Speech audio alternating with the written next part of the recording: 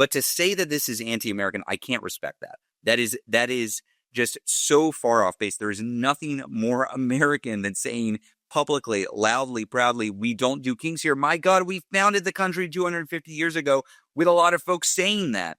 So I think we gotta recognize that these are incendiary comments. We got to recognize that they're lies and they're smears. And then we've got to build. We've got to be bigger. We've got to be more powerful than them. And that means building these communities and making them welcoming communities that people want to be part of. Also speaks to how they want us to feel desperate. They want desperation. They want the images of our White House literally being torn down. They want the images of children being, zip tied. They want us to feel like desperation. They want us to feel disheartened. They want us to disengage. They want us to feel afraid.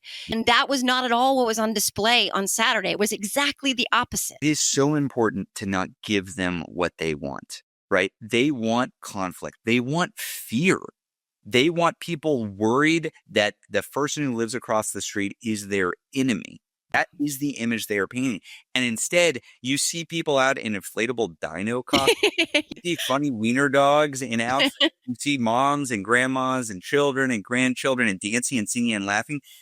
That sense of joy is so important to the work that we're doing. And I think joy has to be built on some level of acceptance that everybody's going to have their own weird thing that they bring to it. And that's cool. And that's great. And we need it.